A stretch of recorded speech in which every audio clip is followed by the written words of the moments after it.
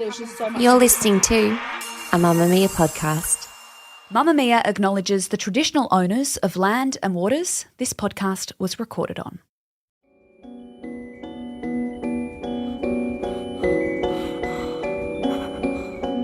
It's August 1989. And a 911 call comes through from a Beverly Hills mansion on Elm Drive just before midnight. The caller is 21-year-old Lyle Menendez, and he's hysterical. You can hear his 18-year-old brother Erik in the background, also crying. Someone killed my parents. Pardon me? Were they shot? Eric, Matthew. Were they shot? Yes. What happened? The brothers' parents, Jose and Kitty, are dead. Shot a combined 16 times at close range while in their TV room. The crime scene is horrific. Their bodies are severely maimed and there's blood everywhere. Detectives quickly notice there's no shells. Whoever shot them has picked them all up before fleeing. At first, they suspect a mafia or mob hit. But 7 months later, it's the brothers who are arrested for murder in a case that catapults them into worldwide infamy. Even 35 years later, we're still talking about the Menendez brothers, their two high-profile trials, and why they killed their parents.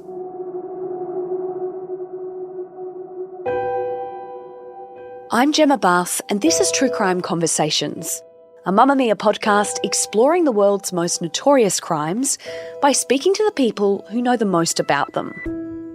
It took years for the brothers to start telling their side of the story, the true reason that led them to murder, the depraved family secrets that haunted them their entire lives. This is a case that has divided public opinion since the moment they were arrested and has regained fresh notoriety in 2024 as a new wave of supporters demand their release from prison, and Netflix releases not one, but two new deep dives into their story, a drama called Monsters and a documentary called The Menendez Brothers. Erik, now 53, and Lyle, now 56, have been in prison for almost 35 years. Robert Rand is an Emmy award-winning journalist who began covering the Menendez brothers' case for the Miami Herald the day after the murders on August 21, 1989. He's been covering the case ever since and has a personal relationship with the brothers, speaking to them regularly. Days after our interview, an announcement Robert had been expecting was confirmed. The LA County District Attorney has recommended the brothers for resentencing, and as he explains in our chat, that's just the first of a number of hurdles they face if they're to ever walk free from prison. Robert joins us now. Robert, from the outside, who were the Menendez family living on Elm Drive in Beverly Hills in the 80s? Well, the family of Jose and Kitty Menendez and their two sons, Erik and Lyle, were the American dream. Jose Menendez was an entertainment executive making $2 million a year. Erik and Lyle Menendez were nationally ranked tennis players. Kitty was very involved in charity work. On the outside, looking in, this was who people dreamed of becoming in America. Behind the walls of that mansion, this was a highly dysfunctional family that was spinning wildly out of control. Let's hear a little bit more about Jose and Kitty and their kind of origin story. Obviously, they were very rich. Where did all that wealth come from? How did their story start? Actually, Jose and Kitty Menendez were dirt poor when they met. Before Jose immigrated to the States, he was leading a country club lifestyle in Havana. And overnight, he was living in the attic of the home of distant relatives in northeastern Pennsylvania. And suddenly he had no money. So it was a very radical change for him to come to the States. His sister, Marticano, told me when I met her 10 days after the killings, and Jose wanted to run for the U.S. Senate from Florida. He wanted to oust Castro from Cuba, the man who had taken away his country club lifestyle. The first day I met Jose's sister, Marticano, we didn't talk at all about the murder investigation. There were 7 months between the crime and the arrest of Erik and Lyle Menendez. And so she spent 4 hours telling me the family history, which was extremely interesting of how they started in Spain. They were dirt poor, they became very wealthy, and then they lost everything when Franco came into power. They immigrated to Cuba. In a period of years, they became very wealthy, and then they lost everything once again when Castro came into power. And then the family came to the States, and they started like many Cuban immigrants with nothing, and they worked hard. They became wealthy all over again. So the family story is really kind of interesting. How about Lyle and Erik? They obviously come from these two, at the time, very wealthy parents or wealthy family. They're very attractive young men. What was their reputation before all of this happened? Well, I spent 3 days interviewing Erik and Lyle Menendez 2 months after the killing of their parents, 5 months before they were arrested. And they weren't suspects publicly. And I had no reason to be suspicious of them. And they told me for several days very loving, caring, emotional stories about how much they missed their parents. I had met them because of Jose's sister, Marta Cano, who lived in West Palm Beach, Florida. And I was writing for the Sunday magazine of the Miami Herald. And my assignment in the fall of '89 was not to write about the murder investigation, but to do a biography about Jose Menendez. Rags to riches story ends in a terrible tragedy. In 1988, so about a year before the killings, the brothers were caught up in a series of burglaries. Can you talk us through that? What were they doing? Why were they stealing? They obviously came from a rich family. The burglaries in Calabasas, which is also known as the home of the Kardashian family, were Erik and Lyle doing burglaries with close friends of theirs from Calabasas High. The victims were actually the parents of some of the kids doing the burglaries. So that is how they just happened to know the combinations to safes. The fact that Erik and Lyle were involved in this group of wealthy kids who were known to be spoiled is part of who they were. They got involved in these burglaries, and everything was settled. Jose Menendez hired one of the best criminal defense attorneys in LA. Basically, Erik Menendez took the fall for both brothers and was caught up as a juvenile in the juvenile court system. And so he was basically released with a slap on the wrist. And Jose promised that both brothers would seek counseling with Dr. Jerome O'Seal, who was a therapist that Kitty Menendez knew about. And that therapy initially included all four Menendez family members. And then Jose wanted to make sure that they didn't reveal anything negative about the family. And so Jose had the therapist actually write a letter giving permission for the therapist to tell him everything that went on in the therapy sessions. So Erik and Lyle were both asked to sign these waivers. And so there was no way that they were going to tell any of the secrets of the family. That is such a violation, isn't it? Doesn't that go against the whole idea of therapy? Of course, it's a horrible violation of therapy. The therapist, Dr. Jerome O'Seal, was a star prosecution witness in the first trial. The brothers were not going to say anything to him beyond the superficial account of the family and the burglaries, because they knew everything they said would be repeated to their father. And normally you have a privilege with a therapist. The whole point of therapy is that you are in a safe place and can go to a therapist and tell him your deepest, darkest secrets. But they knew they couldn't. Let's talk about the crime itself. So it was August 20, 1989. The brothers were 18 and 21, and Lyle called 911 really upset and reported his parents had been shot. What did police make of the crime scene? Because one of the parts that is dissected a lot is how gruesome the injuries were and how attacking the parents' faces they were. Well, shotguns are a terrible weapon to kill people with. I mean, they do tremendous damage to a human body. So the crime scene was gruesome. I've seen all the autopsy photos. They are gruesome. There's a Beverly Hills police videotape of the crime scene that's horrible to watch. and it was just a terrible crime scene. But all the initial media speculation was that this was some kind of mafia hit. I just spent 2 months working on a story for the Miami Herald about the home video business. So I was extremely well connected and called many of my sources. And they all said to me, people do a lot of things in Hollywood to get even, but they usually don't kill each other. And so my sources immediately said this has absolutely nothing to do with the home video business. But the LA Times, the Wall Street Journal were all running front page stories saying this was a mafia hit connected to the home video business. The LA Times even had a mafia expert law enforcement officer do a couple quotes and say, these murders stink of organized crime. So that was what the public was told. And really, after about a week, the story disappeared from the national media. Well, you told us earlier that you did speak to the brothers before their arrest, before they were suspects, and you didn't have any suspicions. But looking back and reading your recollections of that time in your book, they were quite cagey with you. They kept cancelling interviews and they didn't really want to talk about the details. Do you pick up on that stuff now when you think back? Well, I certainly was well aware that they were canceling interviews on me. Been canceled 3 times. And I had been out in LA for 2 weeks.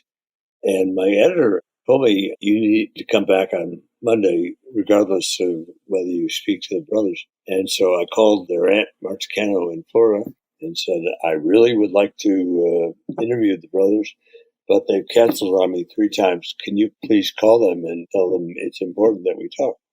And so she called them and told them, you have to talk to Robert Rand. One thing that did make media coverage at the time was how the brothers were behaving after the murders. Can you talk us through that? They kind of went on a shopping spree. They did a few other things that kind of raised eyebrows. A couple things I'd like to say that are very important. The first is that the Menendez brothers grew up in a very wealthy upper-class family. So their entire lives, they'd been used to spending a lot of money. And so 5 weeks after the killings, Martecano went to Beverly Hills, met the brothers, and handed them each a check for $250,000. And they were the beneficiaries of an insurance policy. They never got 1 penny of the estate money. Lyle did receive a $300,000 loan from the estate to buy a chicken wing restaurant in Princeton, which he hoped to franchise. But the only money they had to spend was this life insurance policy that they didn't even know about, that Jose had bought from his sister, who was a financial planner. And so my theory is, if you had any kid who's 18 or 21, $250,000 in cash, to me, the surprise would be if they didn't go out and buy a new car or buy nice clothes or buy a stereo system. Things were very different in the media in the early 90s. There was no social media. There was no internet. So once the mainstream media had set an agenda in a high-profile case, that was it. It was very difficult for a defendant to fight back. And so the defense made what I believe was a tactical error, and they chose not to reveal anything about their case until 2 weeks before the first trial in July of 93. And so the reaction of the general public was, well, gee, we've only been hearing this one story for 3 years. Really rich kids kill a lovely couple, their parents. And why are we just hearing this defense theory for the first time? And as I said, that was a deliberate decision by the defense that in hindsight, I believe, was an error, but it really shocked the public. And when the defense attorneys, Leslie Amerson and Joe Lansing, gave their opening statements, they told a detailed story of how the brothers had grown up in a highly dysfunctional family and that they'd been both sexually molested starting when they were 6 years old. Up next, I ask Robert about who the Menendez brothers confided in about their parents' murder, including a therapist who got their confessions on tape. How did the brothers' guilt start to kind of become evident? It was mainly Erik, the younger brother, that started to crack a bit, wasn't it? What happened actually was that the Beverly Hills police received a phone call from a lawyer representing the mother of one of their friends. And that lawyer told the police, you really should focus on Erik and Lyle. They may have been responsible for the killing of their parents. And that was the first major clue to the Beverly Hills police. That was obviously never made public for a long time until after they were arrested. It's never been that well known. But somebody tipped off the Beverly Hills police and advised them to look very closely at the brothers. Did Erik tell anyone about what happened? Yes. According to the testimony of his best friend, Craig Signorelli, actually confessed to him, or basically said, do you want to know what happened? About a week after the killings. And Erik kind of walked Craig through generally what happened that night. And in November of 1989, the Beverly Hills police had Craig agree to wear a wire and have dinner with Erik. And obviously they were hoping that on this wire they would get a confession from Erik Menendez. But he never confessed during that dinner, and that tape was basically worthless. I went to Dr. O'Seal because I really wanted to kill myself. I told him that I was responsible. His response was to have Lyle come in. He wanted one tape in which at some point on tape he told us, you guys say you killed your parents. And it wasn't like he was like, oh, this is terrible, let me help you guys, and that we work through this in a confidential way. That's what a normal therapist would do. Dr. O'Seal is right into blackmail. How does the therapist come into this? Did Erik start telling him as well? Yes. So, contrary to the Monsters series, the Menendez brothers were not party animals. When I met them in late October of 1989, they were conservative, somewhat shy, soft-spoken.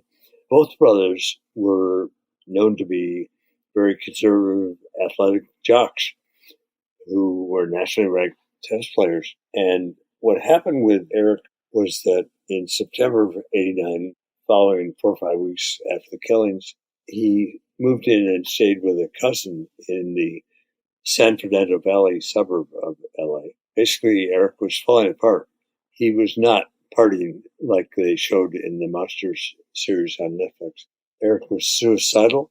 He was crying all day, every day. And finally, after about 5 weeks, his cousin recommended that he go see Dr. Jerome O'Seal, who he knew from the Calabasas burglaries therapy.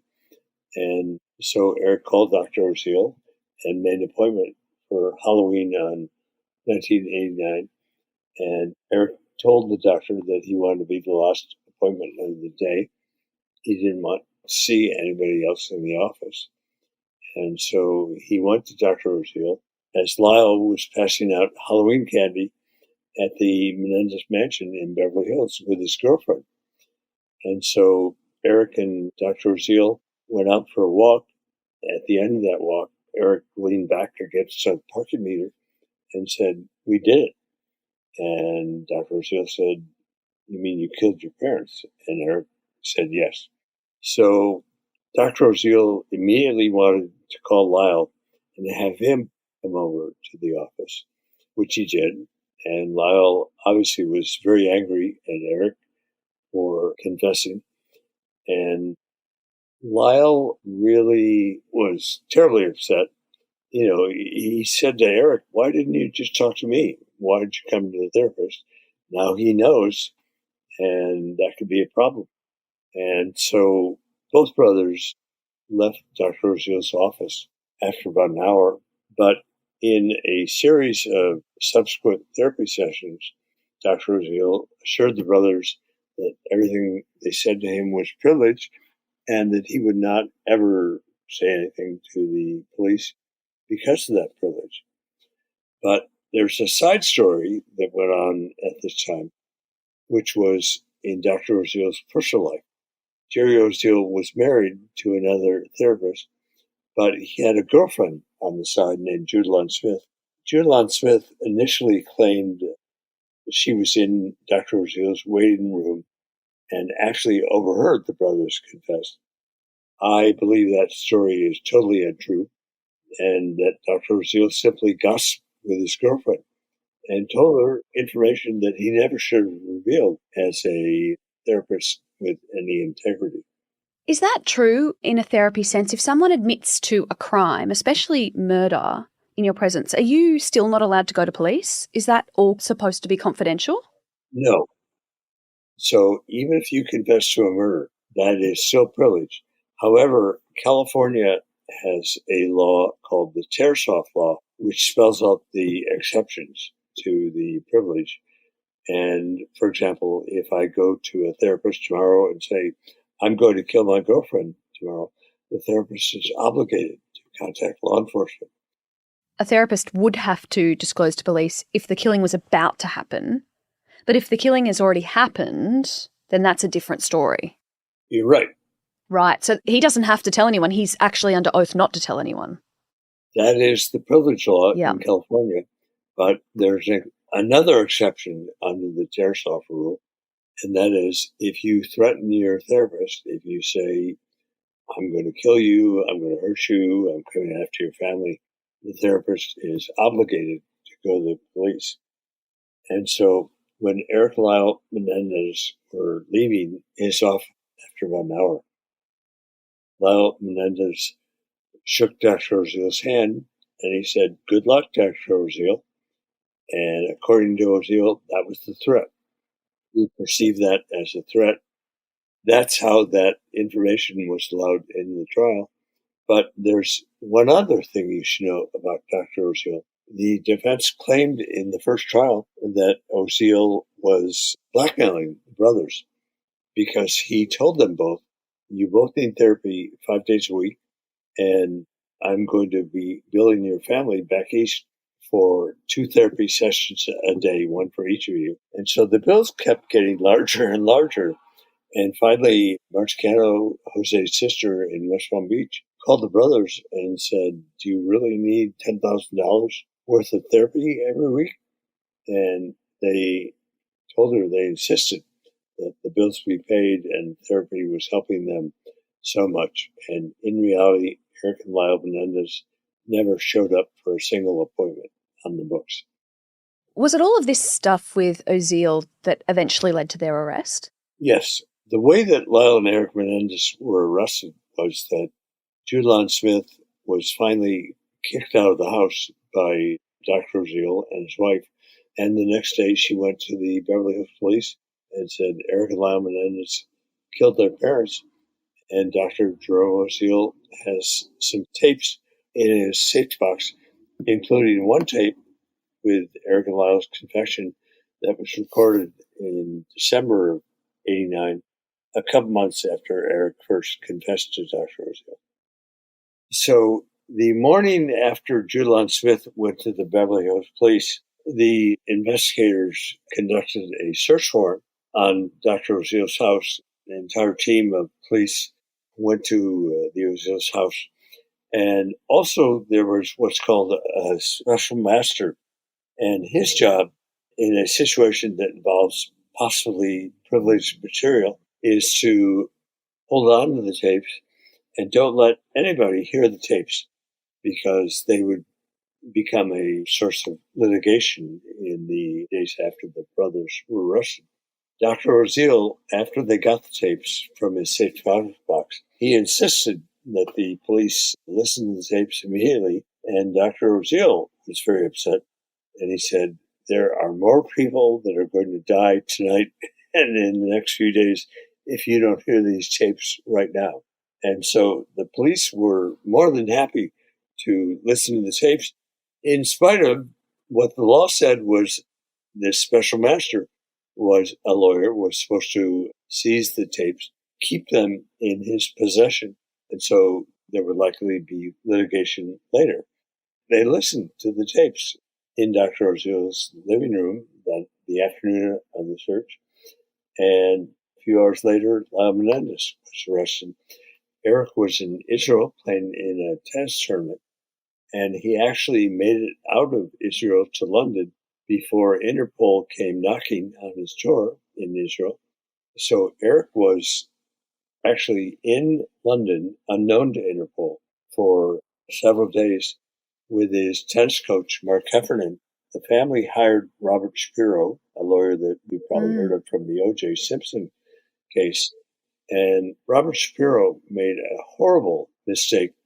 He had Erik come back and surrender in Los Angeles. Erik flew from London to Miami. He met his aunt, Marge Cano, and her son, Andy Cano, who became well known for his testimony in the first trial, and also because of some of the new evidence, is a letter Erik Menendez wrote to Andy Cano in late 1988, complaining about the ongoing sexual abuse by his father.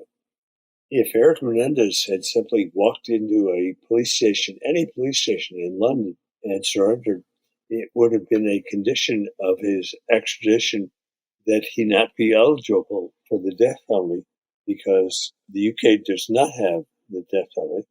And so by having Erik return to Los Angeles and surrender, he made him eligible for the death penalty. Oh my gosh. And so that's insane.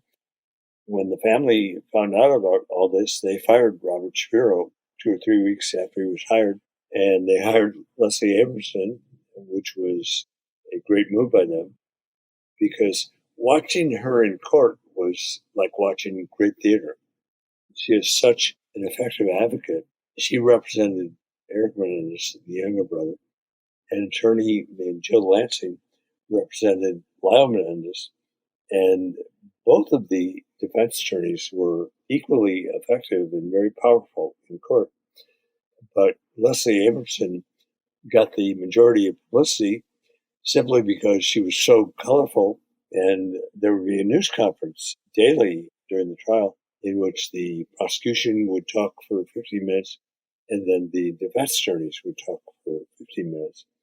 But Jill Lansing was equal to Leslie Abramson in the power she had and how effective she was. Leslie was just more charismatic, I guess. The media loved Leslie, and Leslie was very powerful in her TV appearances. Robert, what was the reaction like from the public when the brothers were arrested, and how did you feel about it? You interviewed them. How did you feel when they were arrested and charged with murder? So by the time they were arrested, I knew that they were the sole and the only suspects. I kept in close touch with their aunt, Marge Cano. She knew they were the primary suspects, but she told me that there's no way Erik and Lyle had anything to do with the killing of the parents. I had continued speaking to my sources in the home video business, and they maintained the same thing they told me in August of 1989, that the killings, they thought, had no connection to the home video business. And so I really was certain about 2 or 3 weeks before the arrest that the brothers were about to be arrested. And on the day that Lyle was arrested, I was actually in West Palm Beach having lunch with their aunt, Marge Cano. Oh, wow. And we talked almost the entire lunch about how the brothers were the primary and only suspects. But Mrs. Cano told me there's no possible way they were involved in this crime. And so I left her office at Smith Barney, and I stopped by my mother's house in Palm Beach to 1990s technology, pick up my phone messages. And there was a frantic message from the Miami Herald that said Lyle Menendez had just been arrested in Beverly Hills. Erik Menendez was somewhere in Europe, and Interpol was searching for him. And so I was only 3 blocks away from Marge Cano's office. And so I went back there, and she saw me come off the elevator, and her face dropped. I mean, she was very, very emotional. And before I said a word, she knew what had happened. How did the brothers end up disclosing about their family secrets to their lawyers? Because it was quite a fair way into their prison stay after their arrest, wasn't it? It was about 6 or 8 months after the arrest. And the brothers' attitude was they never wanted to reveal any of the family secrets. once the lead defense therapy expert, Dr. Bill Vickery, had interviewed them and gotten information out of them, they confessed to their family members, which had always supported them. And the defense attorneys told the brothers, "I'm sorry, but you are facing the death penalty. And if you don't tell the whole story to the juries," there were 2 juries in the first trial, one for each brother, because some evidence only applied to one or the other. But the defense attorneys told the brothers, "You are facing the death penalty. You may end up getting the death penalty unless you are willing to testify about what really happened in your family." And so that was a pretty strong incentive for the brothers, and they were unwilling, but they did testify in detail. It was excruciating. I was in the courtroom. I had one of the 12 reserved seats. There were 200 other reporters that watched a video feed of the trial, and it is a totally different experience to actually be in the courtroom 20 feet away from the witness stand as opposed to watching a video feed. That's the experience I had. Robert, can you tell us about what happened to the brothers and how early this started? Because this is something that had underpinned, well, Erik's entire life, really. Lyle Menendez was 6 years old when his father started telling him stories. They would sit around and talk in a bedroom with the door locked. And Jose Menendez told Lyle that Greek and Roman soldiers used to have sex with each other before battles to make them stronger. And so Jose began to initially give Lyle massages, and then the massages turned sexual. And as you can imagine, it was very confusing for a 6-year-old who has no point of reference for what was going on. Lyle loved his father. He looked up to him. He thought so much of him. He went along with it. So Lyle was molested by Jose for about 2.5 years, between 6 and 8.5 years old. Why did you want to make him happy? So he would love me. And between the ages of 6 and 8, did your father have sexual contact with you? Yes. And how did it start? We would have these talks, and he would show me, and he would fondle me, and he would ask me to do the same with him, and I would touch him, and we would undress. He would break me. And then the abuse of Lyle stopped, and the abuse of Erik began. And what's unusual about Erik's story is that the abuse was still going on in August of 1989, 2 weeks before the killings. That's just horrible. There was a series of confrontations in the days leading up to the killing of Jose and Kitty Menendez. And for the first time since the brothers had been 13, they had once had a brief discussion about the molestation when Erik was 13 and Lyle was 16. Lyle thought that all the abuse had stopped because that's what Jose told him. And the same thing happened to Erik. Erik loved the attention by his father because he loved his father. And Jose started with the stories of Greek and Roman soldiers bonding before battle. And he initially started giving Erik massages, and then the massages turned sexual. And once again, Erik was very confused because he was 6, 7 years old, but he knew he did like all the attention from his father.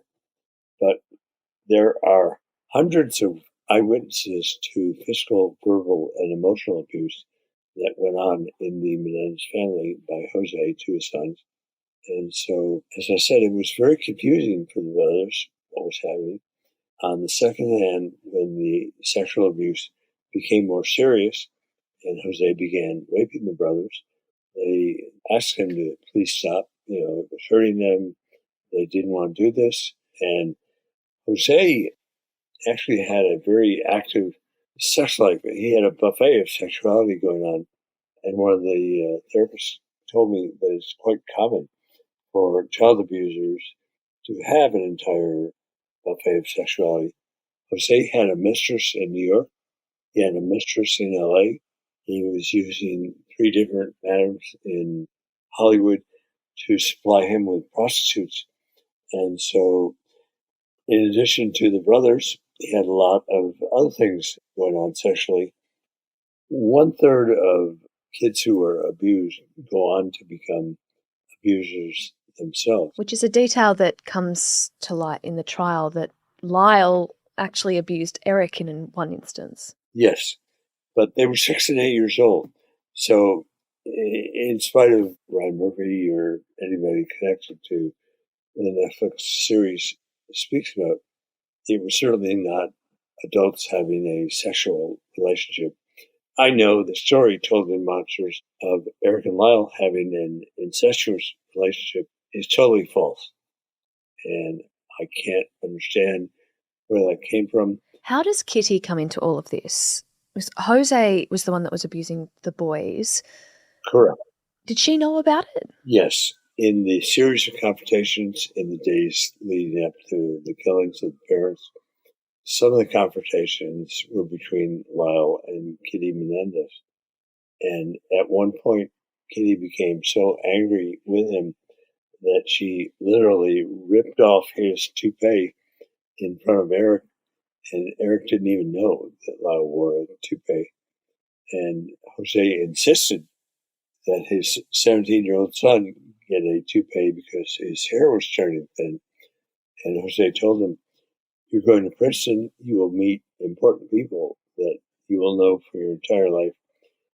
So therefore, you have to have a head of good hair." And as we think about it now, to force a 17-year-old to get a toupee is really horrible. I have an 18-year-old son. I can't imagine having that kind of relationship with him. I would say to him one day, you really need better hair. So let's go get you some. That's a way to make you feel self-conscious.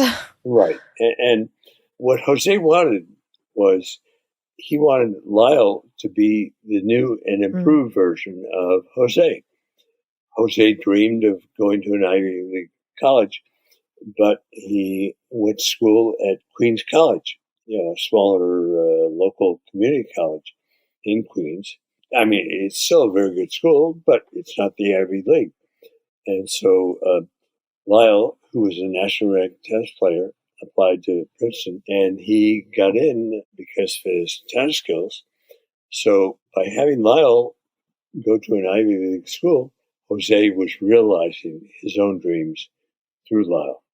Once the boys go to trial, what is the defense trying to prove? Because Lyle and Erik admit to killing their parents, but then they tell their story about what they went through. Is that why they say they killed their parents? Erik and Lyle Menendez had a series of conversations in the days leading up to the killing of their parents. And in these conversations, which became more heated each day, Lyle threatened to go to the relatives, go to the police, and reveal the molestation of Erik that was still ongoing in August 1989. And in the final confrontation between the brothers and their parents, Sunday evening, August 20th, 1989, they said they wanted to go to the movies and leave the house. And the parents said they couldn't go out. And then Jose said a phrase to Erik, which was a code word. And the phrase was, "Go upstairs to your room and wait for me." And what that meant was that I'm going to come upstairs and molest you in a few minutes. So go upstairs and wait for me. And so that was what freaked out the brothers. And they had purchased 2 shotguns on a Friday afternoon. The defense theory of the case was called an imperfect self-defense. The legal theory was not, we were abused, so we killed our parents to pay them back. The actual legal theory was Erik and Lyle Menendez were in fear for their lives at the moment they shot their parents. And as I say, that is called an imperfect self-defense. And Judge Sally Weisberg, the trial judge, let the defense put on 53 witnesses, teachers, coaches, family, friends, relatives, who all had bits and pieces of a puzzle. And at the end of the first trial, half the members of each jury, all the women, voted for manslaughter and wouldn't budge. And half the jurors, all the men, voted for murder. And I interviewed all 24 jurors at the first trial. And all the men told me some version of, well, a father would never do that to his sons. Because it was a different time, wasn't it? It's not like today. And that's the way society was 30 years ago. Today, we have social media, we have the internet. Defendants can fight back and try to get out their case much easier than you could back then. Well, the boys' defense, what they'd been through, this horrible abuse, was kind of turned into a bit of a joke by the media of the time. Not you, of course, but there was a sitcom kind of version of it, and they kind of called it the sweater defense. It's quite hard to watch back. It's so wild for me to watch those videos from the 1990s. Saturday Night Live, the comedy show that's very popular, did a couple sketches in which they just mocked the brothers. My father said Danny and Jose Jr. didn't deserve to have any official records of their existence because they were weak and not good tennis players. Jay Leno on the Tonight Show, NBC in the States, did a number of skits, including, you mentioned, a Menendez sitcom. Jay Leno came on one night and say, we have an exclusive video of the new opening of the new Menendez sitcom, which is going to appear on NBC. And it's horrible for me to look back now and see those videos, that we were so insensitive as a society back then. Because regardless of whether, and there are plenty of people out there that think the boys were lying about their story, and even if you did sit on that camp, to make fun of allegations like this in a public sphere in front of, hundreds of other potential victims that are watching, there is just so much wrong with that. Right. And one interesting factoid is that every day Lyle Menendez, the older brother, testified on the witness stand. He carried a letter in his pocket from a different abuse survivor that had written him. And in fact, at the height of their popularity in the 1993 trial, the brothers were receiving 1,000 letters a week. Wow. And half of them were from abuse survivors, and the other half were from groupies that thought, wow, they could be acquitted and they'll be rich, so I want to meet them. And so when I would go to the LA County Jail to visit them on weekends, I would see strangers, women lined up hoping to get in and visit them. They never did because they weren't on the visitor list that the brothers had drawn up. But I was aware of all the groupies that were following the case. The courtroom where the trial was held was very small. And so at 3:30 in the morning, the groupies would form a line, and maybe 10 of them a day would actually get in the courtroom. Oh my gosh, like celebrities. And there's one scene in Mobsters that is actually true, and that is you see Lyle Menendez walk out of a van from the trial back to the jail, and there's a woman holding up a sign, a giant sign saying, "Marry me, Lyle." And I really saw that. It really happened. Tell me about the trial that actually led to the boys' conviction, because it was very, very different to that original one that we're talking about that had all of the witnesses that allowed the boys to tell their story. How different was it? The second trial was very different, and I don't blame the jury for reaching the verdict they did, because they heard a completely different set of evidence than the jurors in the first trial. And the first thing the judge did was he kicked the TV camera out of the courtroom. The first trial was broadcast gavel to gavel, even the evidence hearings on court TV. The judge kicked the camera out of the courtroom because he knew that if there was no video, that the media coverage would go way down. And after he did that, he basically reversed almost all of his evidence ruling in the first trial. So Judge Weisberg would not allow all the relatives family, friends, coaches who knew the brothers well to testify in the second trial. And Weisberg ruled that way because he said, any evidence of their abuse is just not relevant to this trial, which is totally the opposite instruction he gave at the end of his trial. One other important thing, Lyle Menendez did not testify in the second trial for a variety of reasons, but the main one was that his attorney, Jill Lansing, had resigned from the case, and Lyle had developed such a close bond with her that he really said, I can't go on, or I can't testify if I don't have Jill Lansing as my attorney. Well, he'd have to build that whole relationship again with a new lawyer and tell them everything, and you can understand. That is a very traumatic experience for any abuse survivor to actually come forward and tell their life experience. After that second trial, the brothers were given life without parole.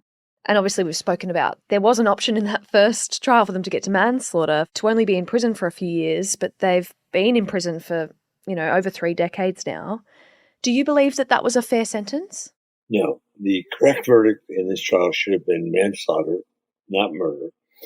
If the brothers had been convicted of manslaughter, as half the jurors voted for in the first trial, they would have been sentenced to 22 years in prison. They've now been incarcerated for almost 35 years. So, in other words, they would have been out of prison, after 22 years. And the fact that they're still locked up, as I often say when people interview me, the streets of California are not safer tonight because Erik and Lyle Menendez are locked up. I believe if the brothers get out, they will never commit any new crimes. And they've dedicated their lives to being of service in their inmate community. And so it's remarkable what they're doing. They're both teaching classes and they're counseling other inmates who are sexual abuse survivors. And as you can guess, there are many people inside the prison that were abused. You're listening to True Crime Conversations with me, Gemma Barth. I'm speaking with journalist and author of the Menendez Murders book, Robert Rand. After the break, where are the Menendez brothers now? And how do they feel about the Monsters Netflix series and all the new attention on the case? There's a lot of buzz going on right now. There's a Netflix documentary, another series on Netflix called Monsters that's a fictionalised, scripted show based on the real events. How are the brothers feeling about it all, particularly Monsters, which paints them in a really unfavourable light? They do not have access to the internet in prison, so neither of them has actually seen the series. However, they speak to their wives daily, and their wives have told them, everything about the series. And of course, you can send them articles, and there's been quite a bit of press, since Monsters came out last September 19th. But Lyle Menendez is extremely upset with the way he is portrayed in Monsters. And as I told you a few minutes ago, I don't believe the portrayal is accurate at all, because I think Monsters has an incredible cast. The problem I have with the series is the script. They have written a script that is just so bizarre to me. And Ryan Murphy actually had the nerve to say that he had based Monsters on the reporting of Donald Dunn, the writer from Vanity Fair, who was famous in the 80s and 90s. I actually became good friends with Nick Dunn during the first trial, even though we completely disagreed about the case. We sat next to each other every day. We had lunch in the cafeteria 3 or 4 days a week. And we did a weekly debate on Court TV. And Court TV, besides carrying the trial live all day, at night they had a 3-hour highlight show about the trial called Primetime Justice. And Nick Dunn and I were regular guests every Friday on that show. And we would debate the case, and he would be the pro-prosecution cheerleader that he always was in any trial he covered. But I guess by only covering his kind of angle, Monsters is only covering half the story, or like the kind of more negative side of the story. I was involved in the development and production of an NBC series in the fall of 2017, starring Edie Falco, made by Dick Wolf. And the series is called Law and Order True Crime, The Menendez Murders. And 95% of the information in that series was actually factual. It was actually the closest thing I've ever seen to the entire truth being told in a scripted series. Robert, where do we sit today as we talk in terms of the brothers' court proceedings? They put through a petition in 2023. Can you take us through where we are? Are they hoping to get out? Is that looking like it could be a possibility? In May of 2023, our documentary Menendez plus Menudo was released, and 24 hours after our documentary premiered, appellate attorneys for Lyle and Erik Menendez filed a habeas petition asking the courts to vacate their 1996 conviction based on new evidence that we revealed in the documentary. And the attorneys are trying for what may be their last hope to get them out from their life without parole sentences. And the very latest thing to happen this month was that the Los Angeles County DA, George Gascon, said, I just want to let everybody know that I'm receiving a lot of inquiries from media and just from people in general. And I want everybody to know that we are carefully reviewing the new evidence. In fact, DA Gascon could have had that exact same news conference 6 months ago or a year ago because he didn't really say anything new. The brothers still have, another hump they have to get over after Gascon makes his recommendation. And that is that they will then go in front of a superior court judge whose last name is Ryan. And I am 100% sure that there will never be a fourth Menendez trial. Robert, do you speak to the brothers, and how are they feeling about the fact that all of this hype could end up with them being in the same position? Like, that is one of the possibilities, that they could remain in prison. Right. And I think people are overlooking that right now. The brothers have been in prison, as I said, almost 35 years. So they didn't want to get their hopes up too high, but they've told me they're cautiously optimistic. They're hopeful. Really, for the first time in their prison incarceration, they actually have hope that something is about to happen. And many sources are telling me that DA George Gascon is going to, agree to resentence the brothers. But as I told you, there's still another hump that will come late in November when a superior court judge is going to either agree with Gascon's recommendation or he will disagree. There are a number of different things that could happen. One is that they may be required to go before the California Parole Board and talk about how they become rehabilitated in prison. A second possibility is that Superior Court Judge Ryan will decide that he wants to hold live hearings with witnesses. And so that could happen. And who knows how long that will take to set up and execute. And if live hearings are held, Roy Rossello, the former member of Menudo, would be a key defense witness. And so it would be like a mini trial where various people are witnesses and take a stand, and they'll give direct testimony and they'll also be cross-examined.